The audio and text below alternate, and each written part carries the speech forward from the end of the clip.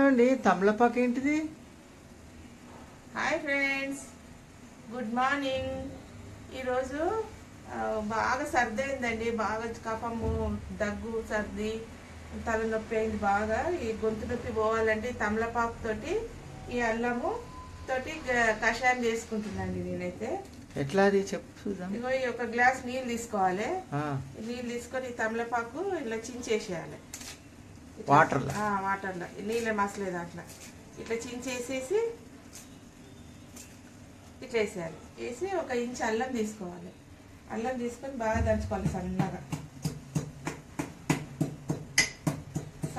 దంచుకొని ఇల్లు వేసేయాలి. బాగా మసలనియాలి. ఇది ఒక 5 నిమిషాలు మసలాలి మంచిగా. ఇది వేసుకొని తేనె కలుపుకొని తాగాలండి. ఇదండి మసలింది మంచిగా. దీని రసం అంతా ఇట్లా దిగింది. ఫిల్టర్ చేసుకుందాం. ఇక ఫిల్టర్ చేసుకొని ఇదండి ఫిల్టర్ చేసుకుందాం. ఫిల్టర్ చేసుకొని ఇట్లా సర్ది, దగ్గు, కఫం, ఛాతీల కఫం అది నిండినప్పుడు పిల్లలకు కూడా తాగొచ్చండి.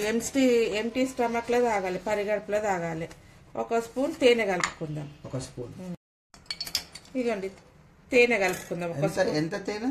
1 స్పూన్ తేనె కలుపుకొని పిల్లలకు కానీ సర్ది, దగ్గు, ఛాతీల ఇట్లా దమ్మెగేస్తుంటారు కదా, ఇది రసం కషాయం ఇవ్వాలండి. కషాయం ఇస్తే ఇదండి ఇట్లా కలుపుకొని తాగాలి. చాలా సర్దికి, దగ్గుకి అయితే చాలా మంచిది ఇది. ఈ కషాయం గొంతు నొప్పి ఇమ్మీడియట్లీ 1 రోజులో మటుమాయమైపోతుంది. తలనొప్పి కానీ సర్ది కానీ పిల్లలకు కూడా ఇవ్వచ్చండి. పిల్లలు కూడా తాగిపోయచ్చు. గోరెచ్చగా తాగాలి. గోరెచ్చగా తాగితే గొంతంతా ఎట్లుంది? సూపర్ ఉంది. అల్లం